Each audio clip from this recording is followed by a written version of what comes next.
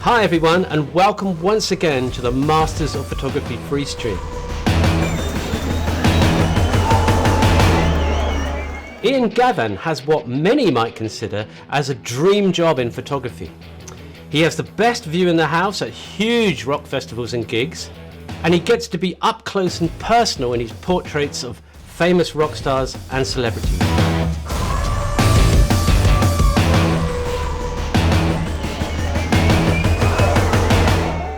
Hi Ian, thanks so much for coming on our Freestream show.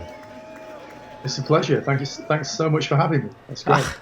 I'm assuming that work in the performance photography business is pretty damn quiet right now. What are you up to? What's going on, man? It's pretty quiet out there, but you have to look at it as a bit of a positive and catch up with a little bit of admin and do some personal work, do some nice collaborations, and keep your synapses finely tuned for when things pick up again and start getting busy again. So when you started in photography, was it obvious to you from the start that music photography would be your ultimate direction, or how did that come about? How were you led in to performance photography? That's a good question. I actually started my professional career with, live music and music photography. And I kind of eased into it through a music manager. He looked after several unsigned acts, all very small bands, struggling and just doing gigs at very, very small venues around London. And I had a conversation with him. He used to manage a band I was in the early and mid 90s. And because I play, even to this day, I play a little bit. And he saw my work, and he'd never really looked at me as a photographer before. He always saw me as a drummer in various bands. And he saw my work, and he was like, "This is really good. Do you want to photograph some of the acts that I'm looking after?" And I was like, "Well, yeah, okay." So he agreed, what we were going to do, and then I went down, and he gave me access to shoot some of the bands, some of which saw my work and then promptly hired me. So I was kind of getting hired directly by acts to do stuff for them. And back in those days, I was nuts. I was shooting like Transparency and shooting shows, which is just like, nobody does that. So I remember those days fondly of trying to nail exposure in during light shows. Crazy. It's just not how you really work these days at all. Lots of fun. Yeah. And off the back of that, I developed a reasonably strong music portfolio in terms of photographic content, but not of any well-known artists whatsoever. And then I approached an agency that started giving me, some access to shoot some shows of more well-known stuff, and I actually got some assignment work with some more well-known acts that way, which I was very lucky in retrospect to get, I think. But then again, it just goes to show that if you love the process and you work, if you actually love the process of photography rather than chasing big names, I think that shows. And I think that might have had something to do with, how I got, some work of stature was through starting at the bottom and just loving the process of photography. Yeah. But even back in those days, it wasn't just, live music photography that I was interested in. It was the whole spectrum of stuff, from street photography to portraiture to, fine art stuff and just everything. I was just obsessed with photography, always have been. And do you think that your sort of background as a musician helped you understand then, and possibly still now, during a gig or a performance, the moment, the crescendos, or how a band functions and how a performer functions? Do you think that's helped you in your photography, your performance photography? Possibly a little bit, because again, if you understand the arrangement of the song, you know when there's going to be the drop into the chorus, and you can feel that instinctively just through listening to the music. But if you have a little bit of an understanding about how, you know, breaks work and how, you know, the count goes and how people move with the beat and stuff like that, perhaps a little bit, but I wouldn't say it's like a crucial thing. Yeah. And so do you, your live stage work, do you enjoy, I'd like to talk a little bit about your live work and your gig work. So presumably you were given a lot of this kind of work to do, and did you immediately enjoy it? Was it immediately something that connected with you? Yeah, I think so. I think I'm slightly fascinated by, you know, as a musician, if you just rehearse and you play in a rehearsal room or a rehearsal studio, and then you, as a musician, you go out on the road and you play to a crowd, there is an energy cycle that goes around between, you know, you play a song and the crowd reacts, and that drives a performance from the musicians. And it's a cyclic thing. There's an energy that flows. You know, the crowd go nuts because they hear a great song being played with passion and volume, and you're all in it together. It's like everybody's there. It's like it almost appeals to people on an evolutionary scale. There's like something about a crowd reacting together as one to a performance, and the energy that comes off the audience hits the band, and then the band like, oh, this is great, look, everybody's enjoying what we're doing, let's play even more passionately. And it's, you know, as a photographer, you're in the boundary between the performance and the audience, and, you know, things are happening there. You can feel that energy sometimes, and as a photographer, then it's your duty to do something and make something where the viewer of your work will be able to feel that too, hopefully, because, you know, you're there for thousands of people who couldn't make it to, so it's your job to convey that energy, that's like energy that goes from the audience to the band, from the band back to the audience, and euphoria. Yeah, and you've got to get it. You've got to get it. That's right. I mean, I was about to say to you, I mean, basically your job at Live Performance there is to encapsulate a 2-hour performance in one image. And you described there almost sort of an arc of intensity that, you know, that comes to that moment in the performance that is a summation of what that band has done that evening or what that band is about. Do you know during the session when you've got that moment? Sometimes you go, yeah, that's the one, and you just smile to yourself thinking, yeah. And, you know, you might even not see it on the back of the camera. There might just be something during the performance, like, where you think, oh, that was great, I've got it. And then there are other times when you're kind of battling with it all night, and then you discover later, as you're going through the edit, biting your fingernails, you go, it's okay, I've got it. So it happens at different stages of the process, which again, it keeps it fascinating. It's not like, it's a little bit different every time. Well, I was going to say it's not prescriptive, perhaps, but can you tell me, in general, is your process when you arrive at a music gig? I mean, what's your normal run of order? Do you obviously you can't recce, and presumably you're either backstage or you're in the area in front of stage. Is there a specific order to what you do when you arrive there? Well, I think you kind of scope it out. You look at what the light's going to be doing. I'm always looking at the rig on the ceiling and thinking, right, you know, what's the angle of the lighting down onto the stage, and you know, how far back is the light? Is it going to be like coming in at a shallow angle, those lights on the performers, or is it going to be steep? But where the shadow is going to be, like, is it going to be backlit? How far back can I get? You know, what's going on in the audience. You kind of just tune in and get a feel for the event, really, and then react accordingly. It's flexible strategies the whole way. I mean, I think you've got to go with the flow, really. Yeah.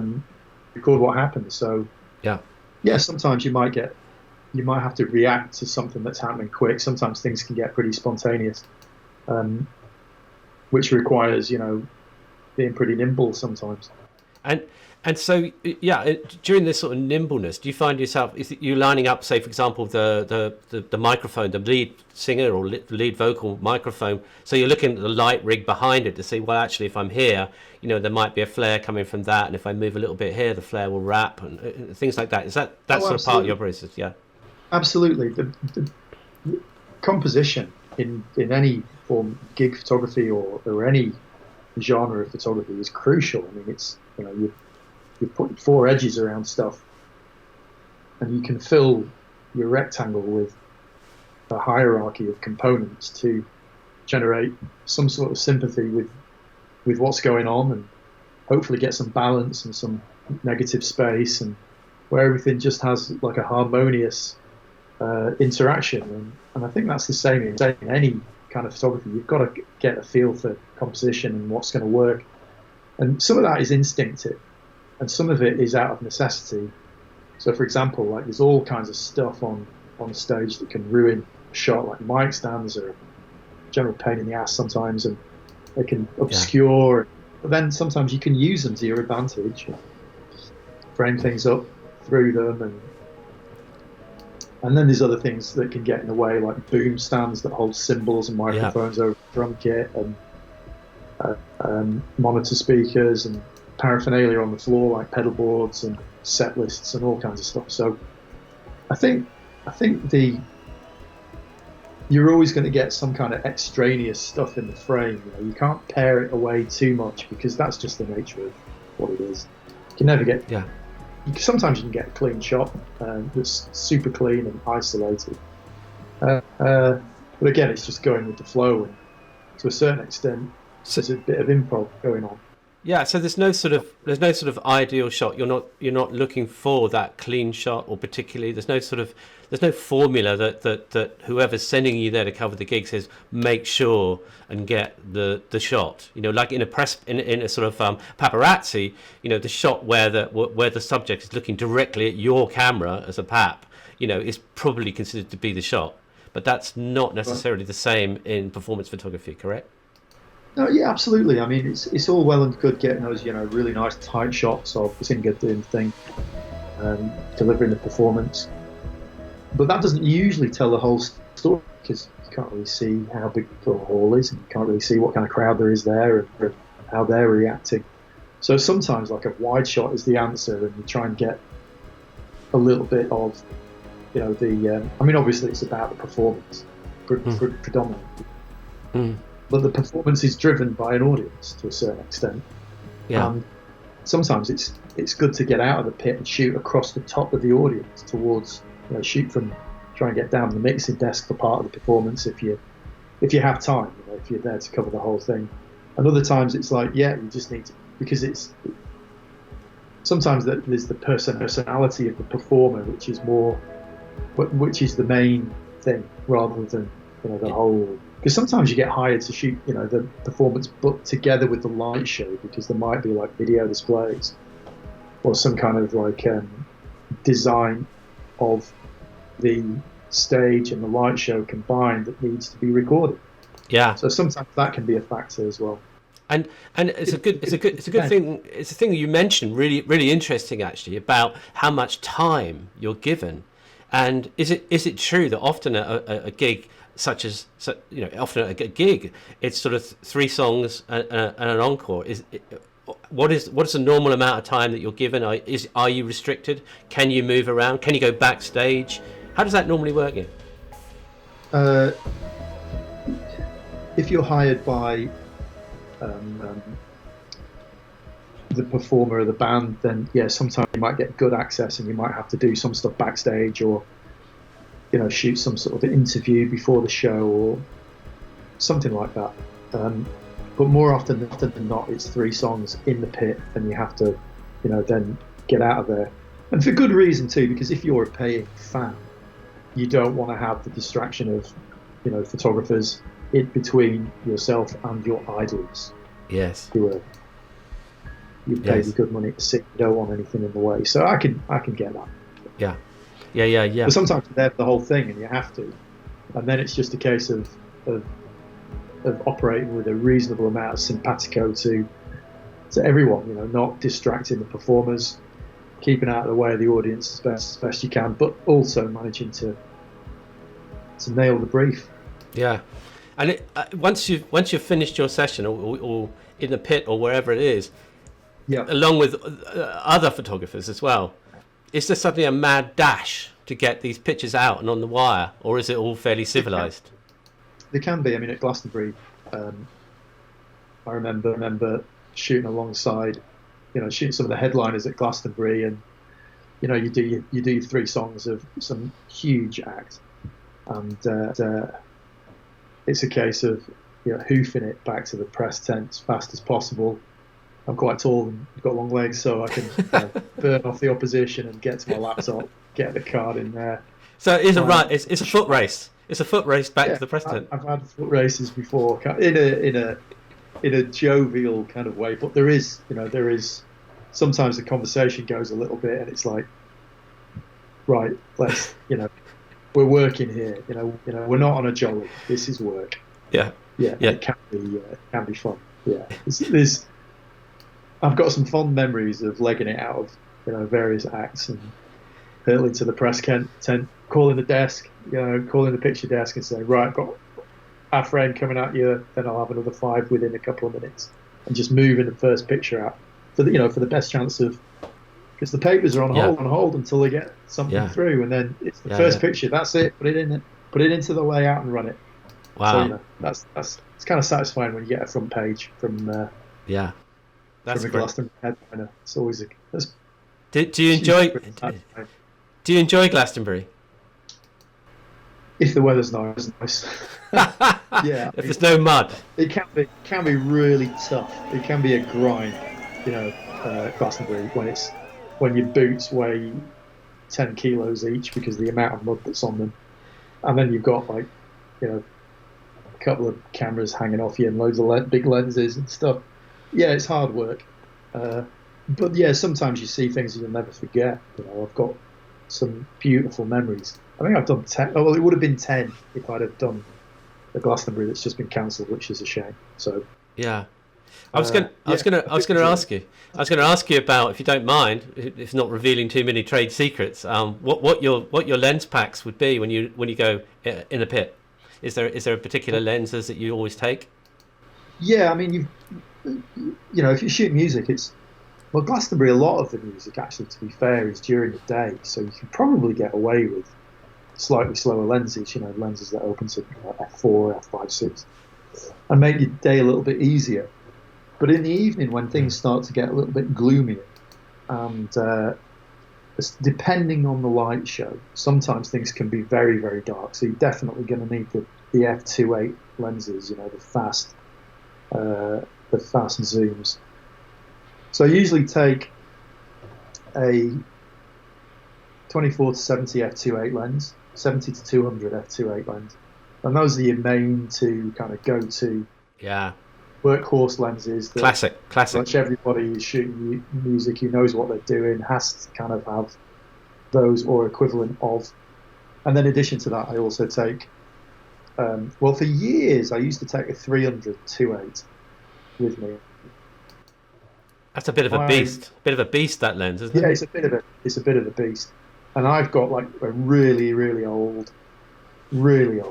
It's like people think I'm nuts when I take it out, but it's like I think it's from the 80s. It's like the first or second ever autofocus Nikon 300 f2.8, and I love that thing. Wow! Because it looks like it's been buried in the garden for about 50. It's got a certain amount of battle scars on it, has it got? Yeah, it's an old lens, but my God, it's absolutely sharper than sharp. Really, really good lens, and it still fits on the current bodies and still focuses like lightning on the current bodies. So, so I do love that lens. However, it has been kind of retired a little bit because I own a 200 to 400 f4, which is even more beastly, even more capable for. That's huge, almost as sharp and a lot more versatile. So it can come in very, very handy for things like Glastonbury, where it's quite a way to the stage even when you're in the pit. So yeah, it's come in handy for getting the sweat and the visceral,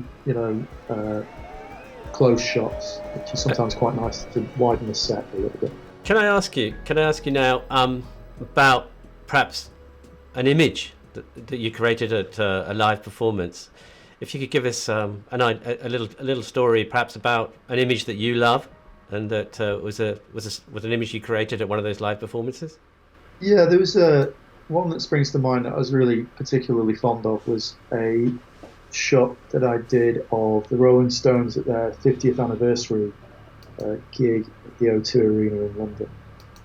It's quite a while ago now. I think that was 2012, 2013, something like that. And it was really quite interesting because we were away from the stage. There was several photographers shooting it for respective agencies, and I was using, I think, the 200 to 400 lens, and the reason I remember the photograph really well is because I got layers in the photo. So you had Mick Jagger at the front, and then you had Keith Richards slightly behind him, a little bit further, deeper down through the stage, and then obviously at the back, Charlie Watts. But they were in a line, but with depth. So there was the hierarchy: Mick, Keith, and Charlie. The oldest serving members of the Stones, like there, with just a lovely arrangement of Mick with incredible expression and pose, and then the quintessential crouching, snarling Keith Richards, and then the Charlie at the back holding it all down, and it was just a really nice arrangement. So that one was particularly memorable, and I didn't really realise I'd got that until the edit. Yeah, kind of it on the screen, and I was like, holy shit, Yeah. It was just had a resonance to it. It's a fantastic image. When you're editing, do you have that slightly heart in your mouth moment when you go, oh, it looks great, is it sharp? You do have I kind of get them sharp. I think I've got my technical side of things down, where I don't really worry about that really too much, because I know where I'm at with focus and stuff. But what I do look for is like that balance, that composition, where the elements of the picture work well with the space around the elements, and the balance is right. Yeah. There's just some kind of flow going on there, or some kind of golden mean, or something happening in the picture where you go, that's the one. Exactly. But where I do get worried, to answer your question, where I do get worried is where I'm going through pictures. Say I've shot like in 3 songs, I might have shot, I don't know, like 500 or 600 pictures, something like that. And I'm going through, and I'm going, no. I keep pressing the right arrow key on the laptop. No. And it's like, no. And I'm like going, oh my God, please. And then all of a sudden you go, that's... So you tag it, and you say, thank God for that. So yeah, I mean, sometimes you get, like I say, sometimes you can, it's a fight. You have to, either shooting it is a fight, or in the edit it's a fight, and it's sometimes really tough. If, you're not there to just bask in the atmosphere of being at a show. You're there to get cracking and get the work done. Do artists react to you, especially to a photographer or you in the pit, if they know you're there? Some of your images where an artist is looking directly at you, is there an instance where they do that? Do they normally do that, or is it just on a special occasion, as kind of for whatever reason they might do that? I've got some smaller shows, not the big arenas, not the Glastonbury is a huge stage and it's really quite high up and far away. But the smaller gigs at smaller venues, sometimes you can get something happening where somebody will play to the camera or whatever, and I've had that before a couple of times. There's 1 or 2 that spring to mind, and where I've just gone, where you just kind of laugh to yourself and you just think, flipping heck, this is what I call being a photographer, and that's can be kind of rewarding when somebody works with you to provide you with what you need. and they kind of, and I had that from Slash, which was wonderful. He was doing a solo literally like at me, and I was so close to him, my camera was almost touching the back of his Gibson Les Paul. Wow. I was close, and he's kind of looking right at me, going, "Is this okay?" You know, Is this okay? During the show. Yeah, that's kind of. It doesn't get more rock and roll than that, really. That's brilliant. So, but yeah, I mean, it was. But even then, I was going. Make sure that the headstock is inside the frame, and don't lose the top of his top hat, and just trying to get it orderly in the viewfinder. As you know, I wasn't there going, "Oh, isn't this great?" I was fighting to make the picture. Even you don't start lording it up. No. The criticality, if you're Yeah. if you're worth your salt, you've still got to keep calm and exactly and work the scene. So, can I ask you, Ian, any tips for budding live photographers, performance photographers out there? Obviously, probably most people won't be able to get access to the pit. They might be able to get close. Got to get some good gear, but unfortunately, you need some reasonably fast lenses, and they're reasonably expensive. A lot of people, when they, looking at lenses that are good for, if they're starting out as a photographer and you think, right, I want to shoot gigs, I want to shoot music, and that's your passion, then you're going to struggle unless you've got some fast lenses. And people are really surprised at how expensive they are. They can be a real deal breaker for a lot of photographers because there can be thousands to sort yourself out with 24-70 f2.8 and a 70-200 f2.8. That's it's a good couple of thousand quid if the lens is right. There, even if you buy good second-hand ones. And a lot of photographers are like, well, there's no way. If you're fresh out college or as a photographer, or that's really hard. So if you're keen, you'll find a way to get the kit. But on top of that, you've got to have absolute tenacity. You will find a way if you want it. If you want to do it badly. And would you very much careful what you wish for, because it is very, very tough, very, very hard to make any kind of money through shooting music. You've got to be really, really lucky, as well as really, really good. And would you say that actually to sort of cut your teeth and to begin, obviously working with local bands and sort of less where you can get access, because they'll always want pictures, is that a pretty nice way to start too? It's a brilliant way to start, because when you get shooting, when you get access to shoot some of the big stuff, the stages are big and the audiences are big, and gigs lose that intimacy as things get bigger. Whereas if you're shooting small bands, from a photographic standpoint, you can usually get better access. You can shoot from the wings. You can even sometimes shoot from behind the band, shooting out towards the audience. If you're allowed to, and if the venue has got some kind of arrangement where you can do that, and those shots can photographically be the absolute best. You've got a nice small venue where you can literally see the expressions on the audience's faces, and they're so close to the band that there's almost no boundary between the band and the audience, and you can get some incredible. I remember doing the Foals before they were a big band, and I was shooting them in Rough Trade Records near Brick Lane, and a tiny little gig in a record store, and it was pandemonium. It was absolute this was a long time ago. Yeah, this would have been 2005 or 6 or something, and but in fact, I don't think I've got those. I might not be able to show you those pictures because I don't think I've got them anymore. I might be able to pull one off my old website. I'll try and find a photo. Okay. There was no boundary between the audience. The band and the audience were as one. It was just a big ball of energy, with me trying to get shots in amongst it. So there was guitar necks and arms and stuff filling the frame all over, and it was really, really cool. Sounds and they went off great. like Yeah. a really, really quite big. I'd like to move on, if I may, and talk to you about your portraiture work, which Sure. you've photographed some incredible celebrities. So if I could just ask you, sort of, when you get somewhere to take a portrait, it's often at pretty short notice, as I understand it, and there's little or no time to plan or recce or anything like that. Could you tell us a little bit about what your process would be in those sort of circumstances, where you get sent to, say, a hotel room or a location? A little bit about what happens. Yeah, sure. I think you've got to be maneuverable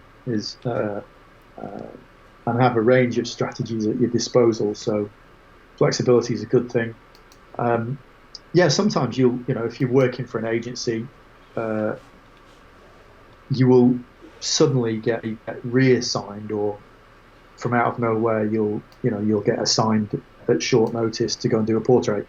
I've worked, the film festivals, and that is prevalent at the festivals where the environment's moving all the time. So you might, like, the PR of who's looking after various actors and actresses will suddenly say, "Oh, we've got time here. We can put a portrait in." So call the agency, get an agency shooter down, and they can, So at short notice, you can find yourself, knocking on the door of a suite in a hotel and going in and meeting with the PR and being taken through to do a portrait. And, then you're on it. Yeah. So that can be daunting, fun, terrifying, hilarious, all kinds of. You just never know what you're going to get sometimes.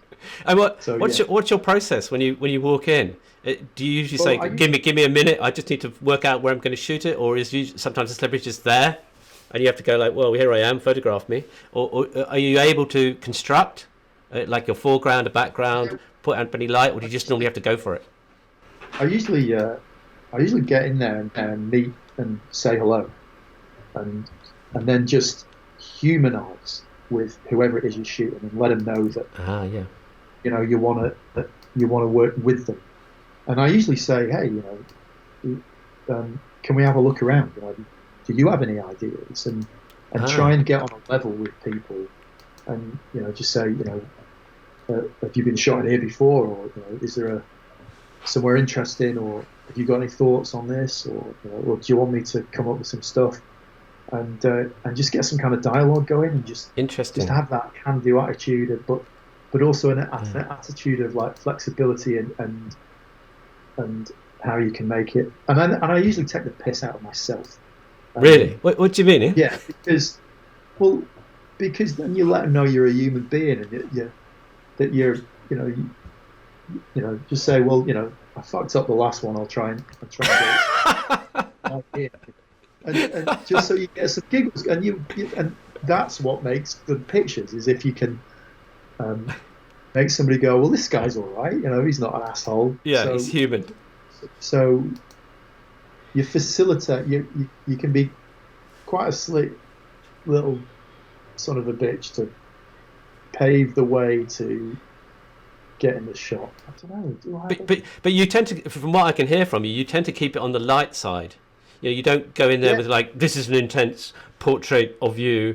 You seem to have, try to bring a lighter side to the session. Would that be true? I try and match the mood when I kind of walk in there, and then gauge what I reckon I can get away with in terms of trying to lighten it, and then maybe a little humour, especially if it's self-effacing, because at a film festival there's a lot of egos, and in the movie industry, and maybe photography as well to a certain extent, there's a lot of egos, and if you just kind of show people that you're more bothered about humour and having a good time and getting the job done, then people kind of usually want to go along with that, and especially if they realise they're dealing with a human being rather than like an egocentrical person who's trying to be cool or whatever. So I usually try and be a bit geeky and a bit of a klutz, and a bit, try and inject a little bit of humour. And if they respond, then I go with it. Yeah. And try and make it, fun. And then they might give you you say, right, okay, right, now give us a serious look, and they do, and then you say, no, give us a serious look, because if they haven't given you a serious look, so, and then they might go, what are you all about then? And ding ding ding, you get the reaction of your humour, you get the shot there. Yeah. So you might get something like that, or you might say hi, like, or can you do something with your hands, or and you just see if you can trip little gestures or expressions that might result in a genuine smile or something a little bit more. A moment that's not just that sort of cheesy smile to you, just something that reveals a little bit more about them is what you're probably looking. Essentially, it's two strangers in a room with the usual social barricade, which is enhanced by the fact you've got equipment and cameras and big black cameras and maybe some lighting gear or something, and your job is to kind of bring that barricade down before you start to shoot, or in the process of shooting you gradually lower their the defenses, probably inhibitions a little bit to make them a little, where they relax their shoulders a bit and start to feel a little bit more of themselves. It's a question I was going to ask you. How long are you normally given? It's usually is it usually around 5 minutes or something? Yeah, especially during the film festivals, which I've done a lot of portraiture during the film festivals. Well, it can be pretty brief, and it can be you've got to get cracking, because there's a schedule of other people who want to come in and do interviews, and there's other people who want to do portraits and press junkets for various films. You move it at quite a clip, so you don't want to be. You need to be pretty sharp. I've looked at your portraiture work, which is brilliant, and I love it. I noticed that there's a mixture of colour and black and white. Is there any particular methodology to why you prefer it in colour and black and white? And while you're shooting, are you thinking about whether it's going to be colour or black and white, or is that something that you look at in post-production afterwards? Good question. I think that everything I shoot is a colour file. Everything. Mainly because a lot of the recipients of the photography that I'm doing, the end user of the photography that I'm doing, and the client will be requiring a colour picture. So I have to supply a colour picture. However, because I'm a bit of a stickler for both colour and black and white, and sometimes the colours just don't work. So, for example, if you're shooting somebody and the colours clash between what they're wearing in the background,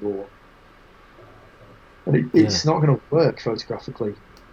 It'll work for some people, but maybe not for me. So, the stuff that's on my website, sometimes it's like, no, it's got to be black or white. It just has to be. You feel that it's more of a. But then, firstly, you can have a situation where the colours work beautifully, and you think, my God, the colours here are so subtle and complementary and magical. You just, it'd be wrong to turn those pictures black and white, to convert them. So sometimes if it's a portrait and it's in colour, it's about the clothes then. Whereas black and white is a little bit more condensed, and it can tell more about the person than the clothes they're wearing sometimes. Thank you. I'm also very interested in getting feedback from celebrities or artists, and I remember you told me a story the other day about how you had to go and present your work to a rather well-known woman singer. Could you tell us about that one, Ian, please? I was dreading that job.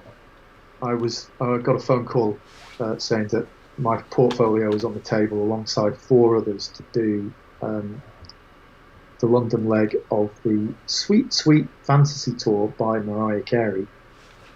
I swore, I was like, oh Jesus, I don't want to do that.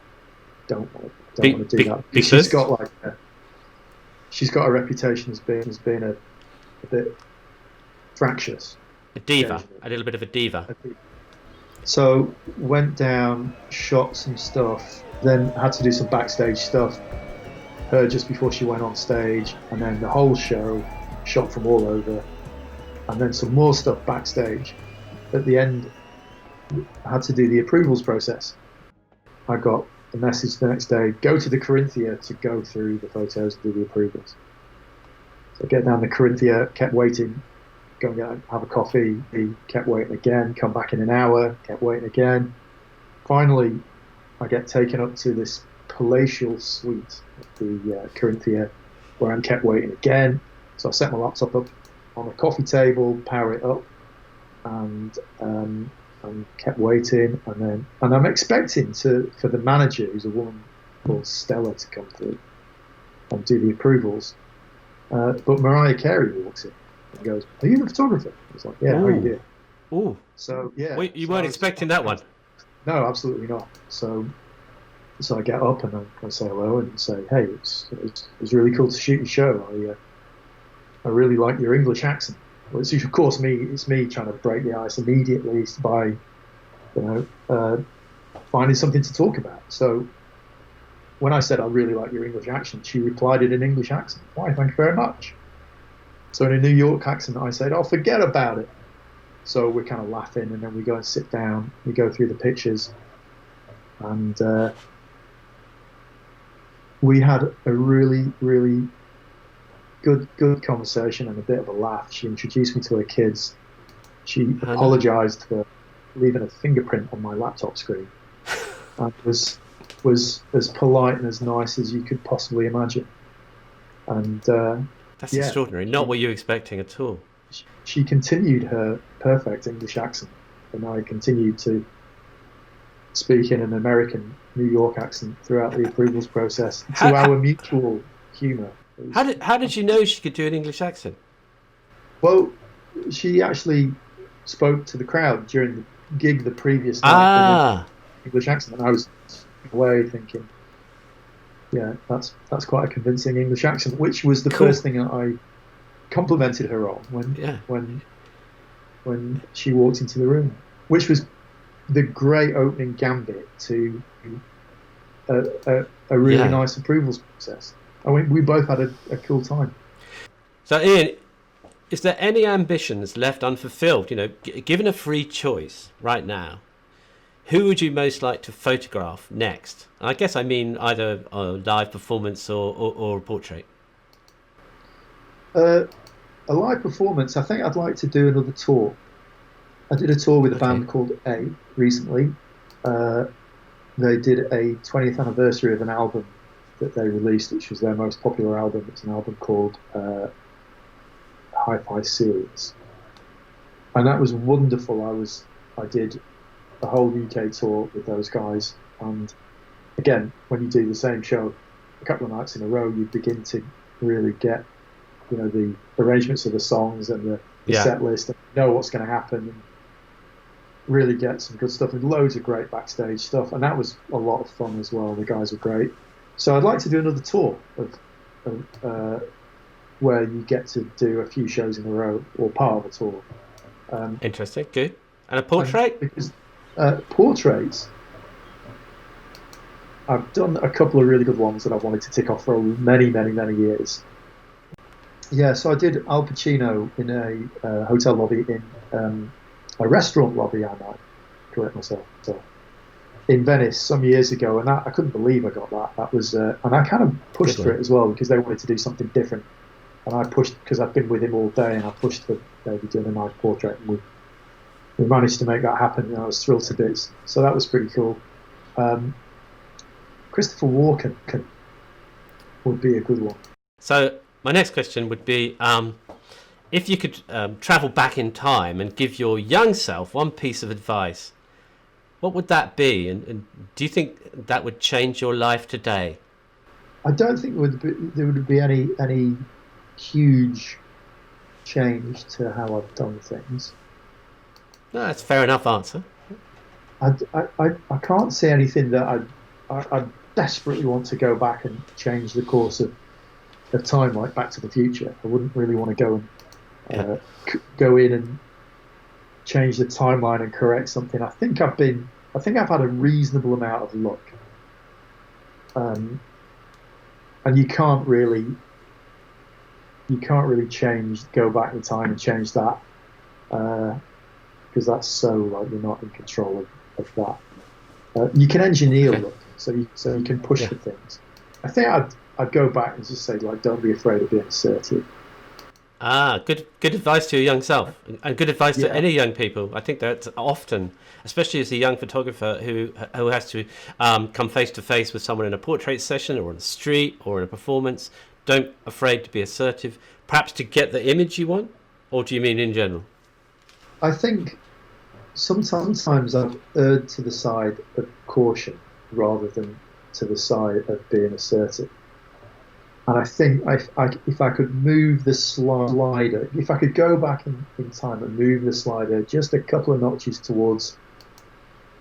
away from caution and towards more assertive, I think that would be a good tweak of how things have gone. But then again, you have to have like a certain degree of tact as a photographer, and I think that is a subtlety of operating as well. So I'm going to come to another question now. What other profession would you like to have done if you weren't doing what you did now? Oh, well, my granddad was a watchmaker. Okay. And I nearly did jewellery at college, but chose photography. Okay. It was a close call. It was a very, very close call. But yeah, I was quite tempted to do jewellery, and it was mainly so I could get into watchmaking, because that's what my grandfather did, and I was quite fascinated by that. Let me ask you one more question then on that same thing. What other profession would you potentially least like to have done? Profession, just working in an office. Anything office-based, I think, is doomed. I can't be that guy. I need to be out and about. I need variety. Yeah, 9 to 5, not for you. Well, I say that. However, I'm not 20 anymore, and some kind of routine is sometimes sorely missed. You know, when you're away for a couple of weeks here, and then you get back and you're in the country for a day, and then you're off again, and it's like, oh man, I just want to sit in my garden for 5 minutes and relax, and I can't, because I'm out on another cockamamie adventure into oblivion. And it's kind of like, oh man, can I just like go to the pub on a Friday night and have a couple of beers with boys, rather than, you know, be off on another damn fool idealistic photographic crusade into uncharted territory. I mean, that sounds okay to me. What you wish for, kids. Yeah. that sounds very good to me. Okay, I've got another question for you. Okay, so these are kind of in isolation questions. So I would call it Desert Island, but I might get sued from the BBC, so I'm going to call it in isolation. But you get the idea, okay? You're in isolation. In your isolation, Ian, you can take one camera and one lens with you. What would that camera be, please, and what would that lens be? And I don't know what I'm going to be shooting. That's a really professional question to ask, and the answer is no. You don't know what you're going to be shooting. You just take one. Okay, one camera, one lens. Yeah. Okay, I'd take. Oh man.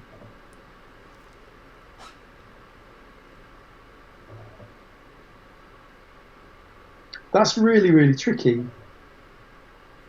Oh, so this is like, okay. Oh, right. Okay. I'd take a Leica M10 and a 28mm Sunny Lux. Oh, good choice. Good choice. That would serve you very well. Like a desert island camera, yeah. Yeah, okay, cool. And if you had to take one book with you, and that book was about photography, and so I think I'm saying, you know, what was your major influence? Maybe I'm saying, what would a book about photography or of a photographer be that you'd want to take with you if there was just one? I've got like a big Gary Winogrand book. Oh, very good choice. Very good choice. I can't remember. I think it's just called Gary Winogrand. It's just a really big, huge thing. Yeah. Full of his stuff, and I really like his work. That's a great choice. Very great choice. And I'm a huge fan of Gary Winogrand as well. Okay. Bravo. So you, in this let's call it isolation, there happens to be a ability to watch one film. Any ideas what that one film might be that you would take with you into this isolated place? Oh man. Oh. I love Blade Runner. I think it's a wonderful film, and I love the way it's lit and Good the way choice. it's shot. Good choice. However, the finest looking film ever shot, without a question, is A Streetcar Named Desire. Oh my Lord. Great. If you're into photography, watch A Streetcar Named Desire. Holy guacamole. Nothing on what a film. That's a great choice. Every single shot in that film is a masterpiece of light. Wonderful. Everybody has to go out and immediately watch it. It's hard to watch, actually, in terms of the subject matter and the story, etc. But the light and the way it's shot, incredible. Wow, good choice, and I totally agree with you. By the way, I haven't watched it for many a year, but you know what? I think I might dig it out and watch it. Yeah, I watched it again recently. My Lord, what a film! Wow. How they lit that, I would, if I could talk about going back in time, to go back in time and watch how they made that and how they lit it on set. Yes, please. Okay, good choice then. Good choice, man. Now I think this one's going to be as tricky, if not even trickier. So you can take one music track with you, Ian. Sorry about this. This is difficult, I know. Can it not just be a full album? Has it just got to be one track? Oh, do you know what? I'm feeling very generous today. I'm going to say one full album. Oh, man. Oh, fair warning. Fair warning. Van Halen. Say again? Say again, Ian. What was that? Fair warning. Yeah. What an album. Okay, fantastic. All right. Now this one, and it's our last one. You'll be delighted to know. You can take one luxury item with you into this isolated place. Can you tell us, please, Ian, what luxury item? So I'm already allowed to take a camera and a lens. Yeah, you've got all of those things. And that's not a luxury item. I'd take an extra lens. I'd take a 50. Something looks. Okay.